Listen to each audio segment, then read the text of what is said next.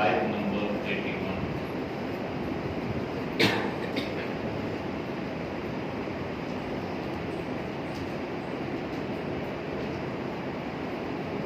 آیت نمبر 81. اعوذ باللہ من الشیطان الرجیم. بسم اللہ الرحمن الرحیم.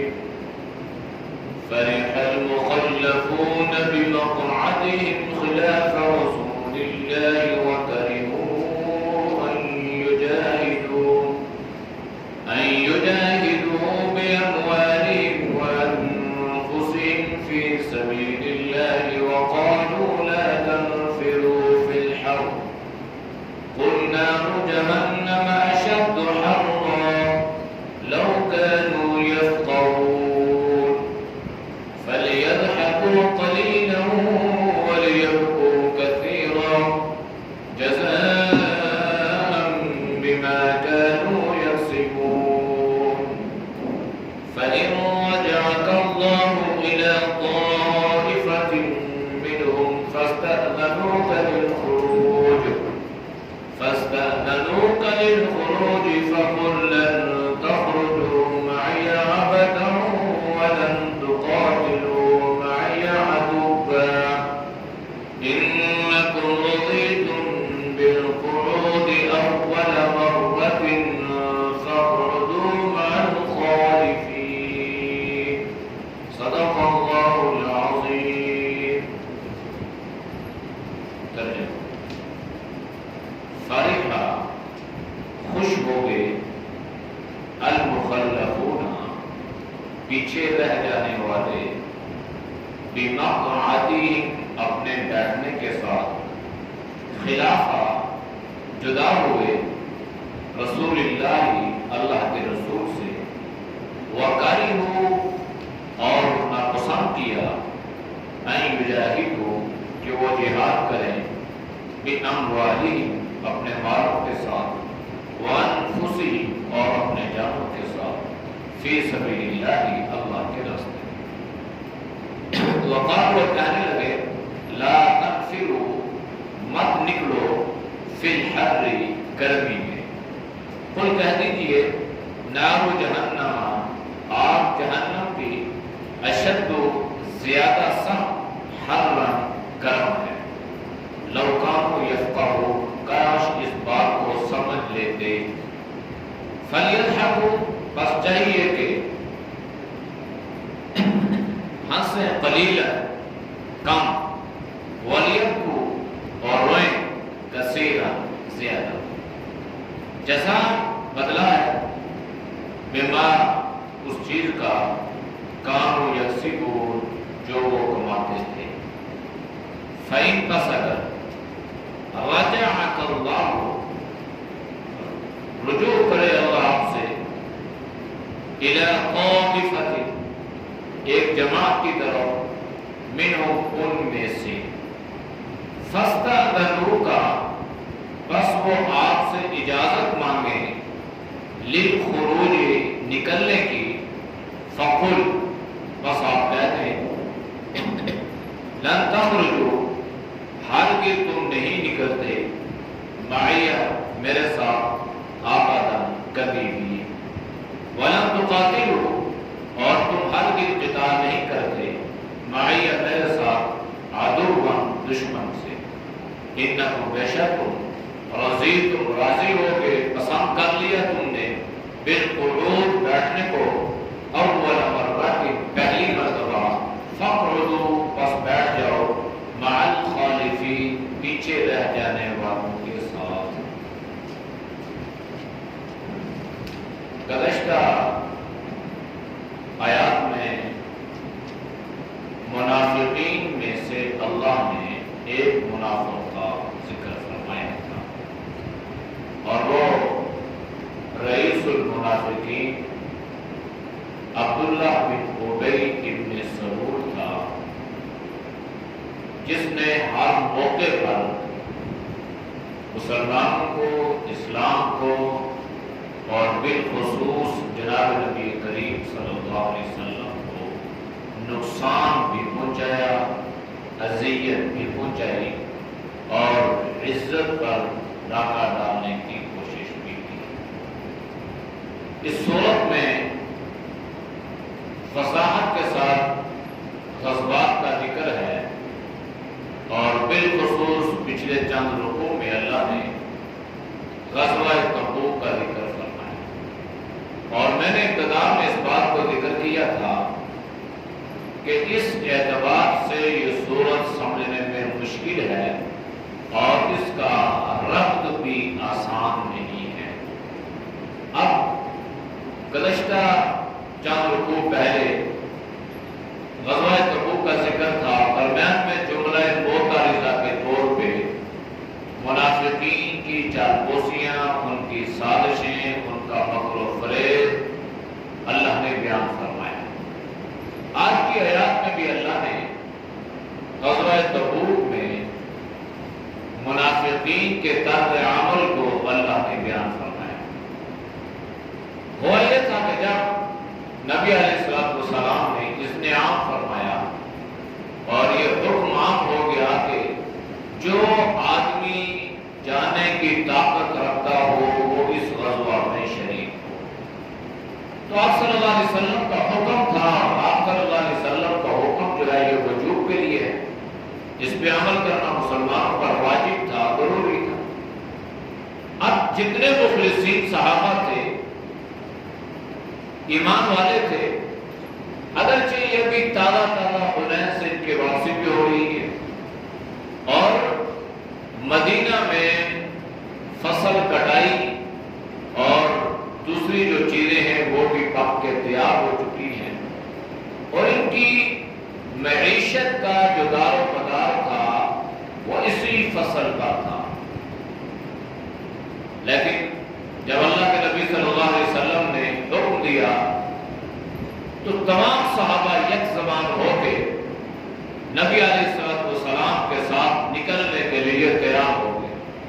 نہ کسی نے اپنی جان کو دیکھا، نہ مال کو دیکھا، نہ اپنے گھر بار کو دیکھا، نہ اپنی اولاد کو دیکھا، اور نہ ہی انہوں نے اس بات کو دہرایا کہ ہماری فصلیں پک کے تیار ہو چکی ہیں، اب ان کی کھیتی کی کٹائی کا موسم ہے اور ہمارا پورا سال کا جو دار و مدار ہے وہ اسی پر ہے، لہذا کچھ عرصہ بعد چلے جائے، ایسا نہیں ہوا، بلکہ تمام صحابہ یک زبان کھڑے ہو گئے۔ اب یہ جو منافقین تھے ان کو موقع ملا،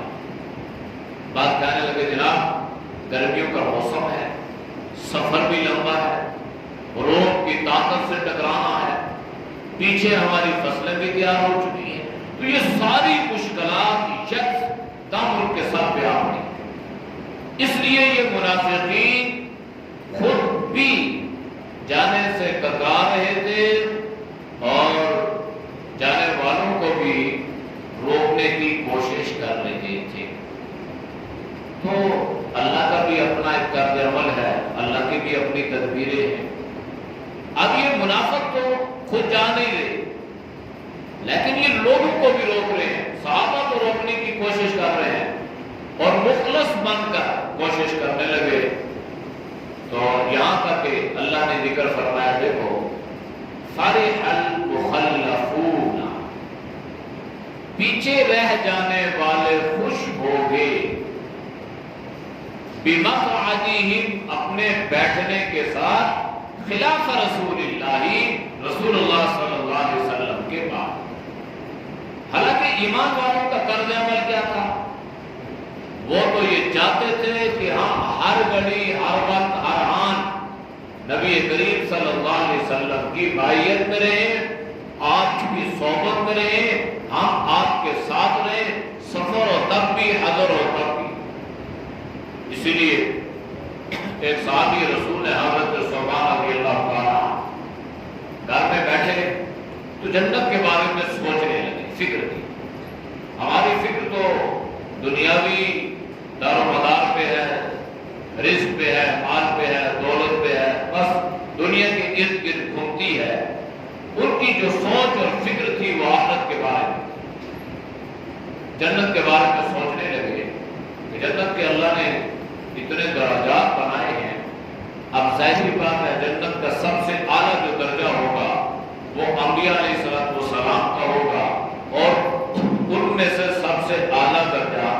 نبی کریم صلی اللہ علیہ وسلم کا ہوگا۔ پھر اس کے بعد اللہ امتیوں میں سے جس کے اعمال اچھے ہوں گے ان کو درجات عطا فرمائے۔ تو ان کے ذہن میں یہ خیال آیا کہ دنیا میں تو ہم رسول اللہ صلی اللہ علیہ وسلم کی زیارت کے بغیر رہ نہیں سکتے، ہم آپ کی صحبت کے بغیر رہ نہیں سکتے۔ ہم پریشان ہو، غم زدہ ہو، دکھی ہو، رسول اللہ کے پاس جاتے ہیں، آپ صلی اللہ علیہ وسلم کے چہرے مبارک کی زیارت کرتے ہیں، اللہ ہمارے دکھوں کو دور فرما دیتا ہے، ہماری بے چینی اور اضطرابی کیفیت کو اللہ ختم فرما دیتا ہے۔ اب یہ سوچ اور فکر لی اور رسول اللہ صلی اللہ علیہ وسلم کی خدمت میں حاضر ہو گئی۔ تو جب یہ آئے تو اللہ کے نبی نے محسوس فرما لی، ابھی انہوں نے سوال کیا نہیں ہے، اپنی سوچ کا اظہار نہیں فرمایا۔ نبی علیہ السلام کو اللہ نے یہ صلاحیت عطا فرمائی تھی کہ آپ چہرہ پڑھ لیتے تھے، جس کو آج کے زمانے میں فیس ریڈنگ کہتے ہیں۔ تو اللہ کے نبی نے فرمایا سوال خیر تو ہے، آپ کے چہرے پر پریشانی کے، غم کے، حزن کے آثار ظاہر ہو رہے ہیں، کیا وجہ ہے، کیوں پریشان؟ خیر فرمانے لگے اللہ کے نبی، آج گھر میں بیٹھا آخرت کے بارے میں، جنت کے بارے میں سوچنے لگا، تو یہ سوچ ہے کہ آپ جنت کے اعلیٰ درجے میں ہوں گے اور ہم پتہ نہیں جنت میں جائیں گے، اگر جائیں گے بھی پتہ نہیں کون سا درجہ ہوگا، تو جنت میں ہم آپ کی زیارت کیسے کریں گے، آپ کا دیدار کیسے کریں گے؟ جنت تو ہمیں آپ کے بغیر بھی ویسے ہی محسوس ہوگی۔ آپ جنت میں مزہ تب آئے گا جب اپنے حبیب صلی اللہ علیہ وسلم کی صحبت نصیب ہوگی۔ یا رسول اللہ علیہ وسلم، اس بات نے مجھے غم زدہ کر دیا۔ اب یہ بات حضرت صوبان نے فرمائی، اللہ کے نبی نے ابھی جواب نہیں دیا، آپ تشریف فرما ہیں، تو اللہ نے فوراً جبریل امین کو بھیجا، قرآن کی آیت اتری، وَمَن يُطِعِ اللَّهَ وَالرَّسُولَ فَأُولَٰئِكَ مَعَ الَّذِينَ أَنْعَمَ اللَّهُ عَلَيْهِمْ مِنَ النَّبِيِّينَ وَالصِّدِّيقِينَ وَالشُّهَدَاءِ وَالصَّالِحِينَ۔ جو اللہ اور اللہ کے رسول کی اطاعت کرتا ہے، کل قیامت والے دن وہ انبیاء کے ساتھ ہوگا، شہداء کے ساتھ ہوگا، صلحاء اور نیکوکاروں کے ساتھ ہوگا۔ تو اللہ کے نبی نے فرمایا کہ ایک بات تو اللہ نے یہ فرما دی، میری بھی سن لو۔ فرمایا کہ جو آدمی دنیا میں جس کے ساتھ محبت کرتا ہے، کل قیامت والے دن اللہ اس کا حشر بھی اسی کے ساتھ فرمائے گا۔ انہوں نے فرمایا تھا اللہ کے نبی بس آپ سے محبت کی حالت یہ ہے کہ ہم دنیا میں آپ کے بغیر رہ نہیں سکتے، آخرت میں جنت میں آپ کے بغیر کیسے رہیں گے؟ تو فرمایا کہ جو اللہ اور اللہ کے رسول کی اطاعت کرے گا، اللہ کل قیامت والے دن جنت میں بھی اسے رسول اللہ صلی اللہ علیہ وسلم کی زیارت، آپ کا پڑوس، آپ کا قرب اور آپ کی معیت نصیب فرمائے گا۔ تو یہ صحابہ تھے، یہ مخلصین تھے۔ تو جو منافقین تھے نا، وہ رسول اللہ سے جب ہٹ جاتے، جدا ہو جاتے، پیچھے رہ جاتے، وہ اس پہ خوشی منایا کرتے، کہتے تھے ہم نے ان کو دھوکہ دیا، اور کبھی کہتے ہم نے اللہ کو دھوکہ دیا، اور کبھی کہتے ہم نے ایمان والوں کے ساتھ ہاتھ کر دیا، ہم نے انہیں دھوکہ دے دیا۔ تو اللہ کو الغیوب ہے، اللہ تو جاننے والا ہے۔ تو اللہ نے فرمایا تم اللہ کو یا اہل ایمان کو کیا دھوکہ دو گے؟ تم تو اپنے آپ کو دھوکہ دے رہے ہیں۔ تو یہ اصل میں اپنے آپ کو دھوکہ دینا ہے۔ وَقَرِهُ، اور انہوں نے اس بات کو ناپسند کیا کہ ان یجاہدوا، کہ وہ جہاد کریں، لڑیں، بِأَمْوَالِهِمْ، اپنے مال کے ساتھ، وَأَنفُسِهِمْ، اپنے جانوں کے ساتھ، فِي سَبِيلِ اللَّهِ، اللہ کے راستے میں۔ یعنی اس سے بہترین راستہ کوئی راستہ نہیں ہے۔ جنت میں جانے کا سب سے آسان، سب سے شارٹ کٹ راستہ جہاد فی سبیل اللہ، اس سے بہترین راستہ کوئی نہیں ہے۔ ادھر تیر لگا، گولی لگی، انسان زمین پر گرا، خون میں لطمت ہوا، ادھر اللہ نے جہنم کی آگ اس پہ حرام کر دی، اور ادھر اللہ نے جنت کے دروازے اس کے لیے کھول دیے۔ شہداء کا تو اللہ نے بہت بڑا مقام اور مرتبہ قرآن میں بیان فرمایا۔ اب یہ لوگ خود بھی اس بات کو ناپسند کرنے لگے، بھائی نہیں جانا، اور لوگوں سے کہنے لگے وقال لا تنفروا فی الحر، بھائی مت نکلو، کوچ مت کرو، گرمی بڑی ہے، فی الحر گرمی ہے، موسم گرمی کا تھا، اس میں تو دو رائے تھے ہی نہیں، لیکن یہ اس لیے کہہ رہے تھے کہ ہم انہیں یہ بات باور کروائیں، لمبا سفر بھی ہے، گرمی کا موسم بھی ہے، فصلیں بھی تیار ہو چکی ہیں، آگے تم جس سے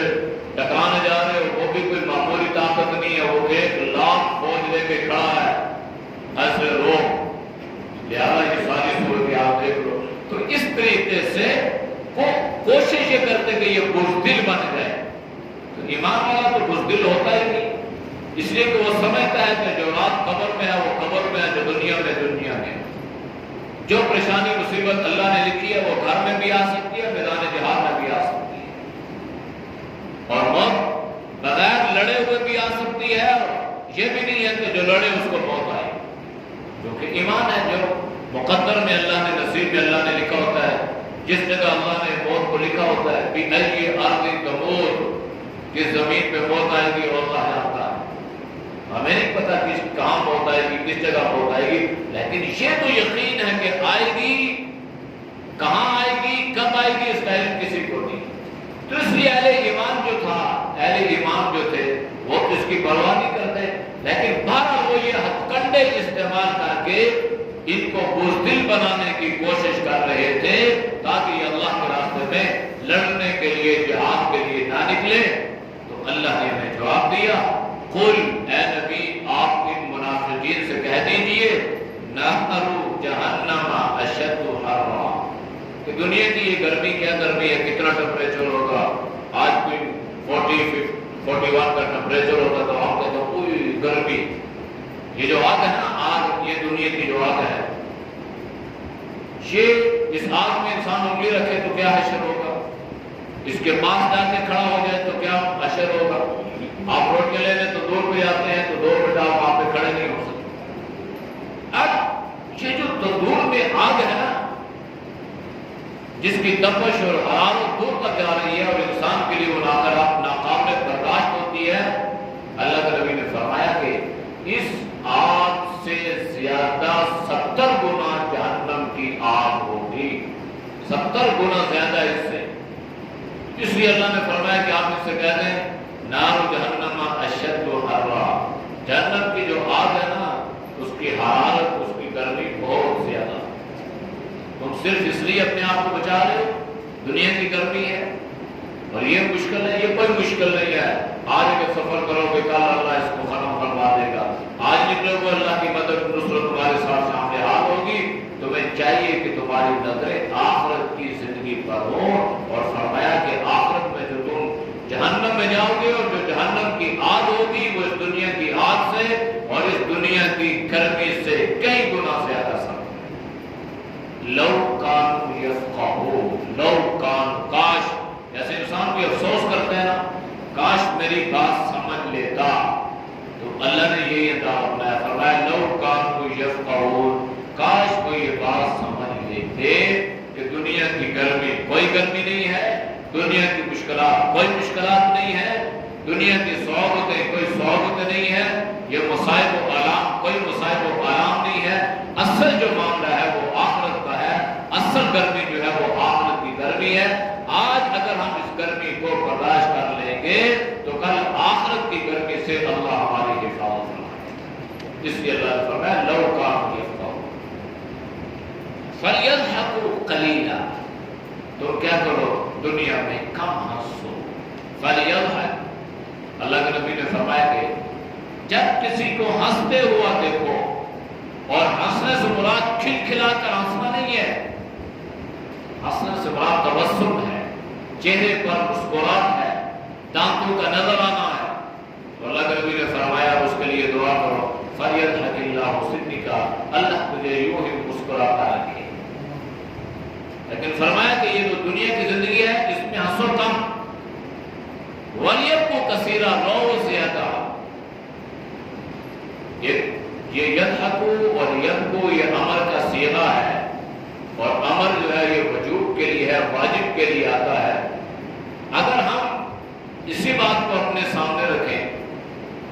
تو ہماری کیا کیفیت ہے؟ ہم تو روتے ہی نہیں۔ اللہ کے نبی نے فرمایا کہ اللہ سے جب کچھ مانگو تو رو، اگر رو نہیں سکتے تو کم از کم رونے والی شکل و صورت تو بنا لو۔ اب نہ رونا ہے نہ رونے کی شکل و صورتیں ہیں، بس ہنسی مذاق کھیل تماشا، پوری دنیا میں یہی تماشے چل رہے ہیں۔ اگر اس کا ترجمہ یہ ہو تو پھر تو ہم مجرم اللہ کے، اس لیے کہ ہم تو ہنستے زیادہ ہیں روتے کم ہیں۔ ہماری صبح شام کی زندگی جو ہے وہ اسی میں گزر جاتی ہے۔ اور بعض نے فرمایا کہ یہ ان لوگوں کے لیے ہے جو پیچھے بیٹھ کے منافقین ہنس رہے تھے اور یہ کہہ رہے تھے کہ جناب ہم تو بیٹھے رہے، ہم تو یہاں ہی رہے، اب وہ بیچارے اتنے لمبے چوڑے سفر میں 550 کلومیٹر کا سفر کا ہوگا اور پتہ بھی نہیں ہے زندگی کا واپسی ہوگی یا نہیں ہوگی۔ ہے دشمن سب سے وہ اس زمانے کی سپر پاور تو اللہ کی ذات ہے نا،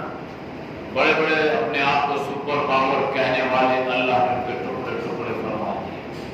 پہلے ایک زمانے میں روس سپر پاور تھا، پھر اللہ نے مجاہدین کے ذریعے سے اس کے ٹکڑے کروائے، اس کی طاقت ٹوٹی۔ تو آپ بھی انشاءاللہ جو کہہ رہے ہیں اپنے آپ کو اللہ کی طاقتیں اور غرور اور تکبر کو اللہ توڑے گا اور اللہ نے بوریا نشینوں کو اللہ دریا بنائے گا انشاءاللہ۔ اس لیے کہ ابھی 20-21 سال ساری دنیا کا اسلحہ وسائل سب کچھ ان کو مارنے کے لیے خرچ ہوتا رہا،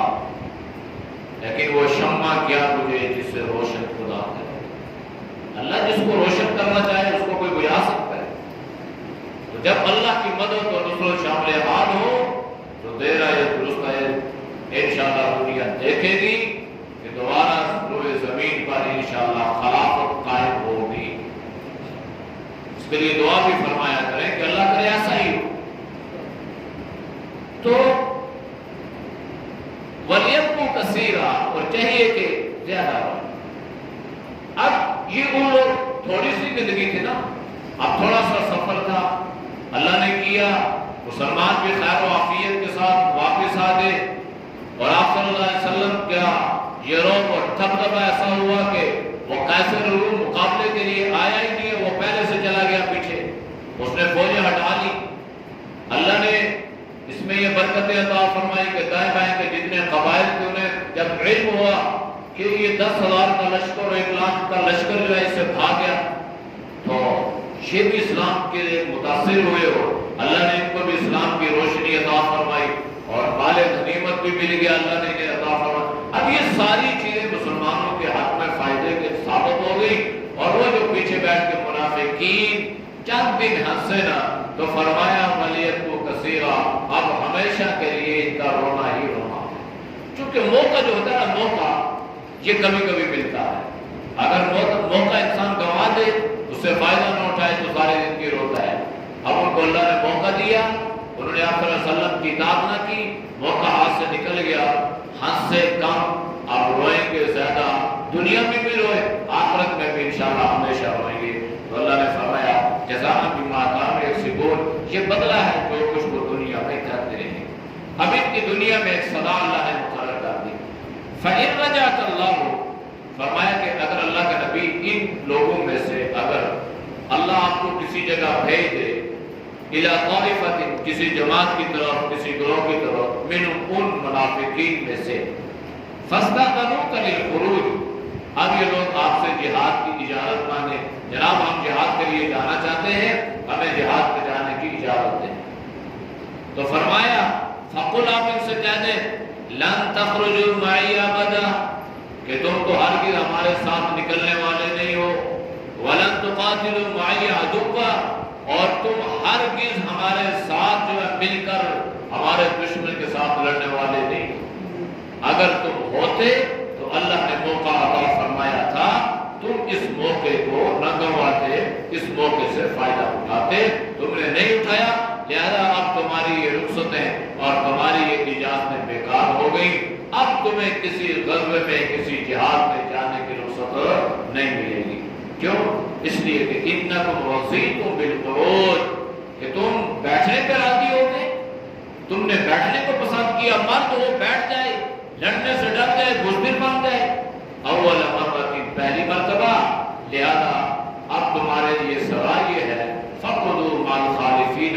جو لوگ پیچھے رہ جاتے ہیں یعنی منافقین جو ہے نا، تم بھی ان لوگوں کے ساتھ بیٹھے رہو، اب تم جہاد میں جانے سے اللہ نے تمہیں محروم کر دیا ہے۔ یہ بہت بڑی سزا ہے جو اللہ نے ان منافقین کو دنیا میں بھی عطا دی اور آخرت کی ہمیشہ کی سزا ان کا مقدر و نصیب۔ اعوذ باللہ من الشیطان الرجیم، بسم اللہ الرحمن الرحیم۔ فرح المخلفون بمقعدهم خلاف رسول الله وكرهوا أن يجاهدوا بأموالهم وأنفسهم في سبيل الله وقالوا لا تنفروا في الحر قل نار جهنم أشد حرا لو كانوا يفقهون فليضحكوا قليلا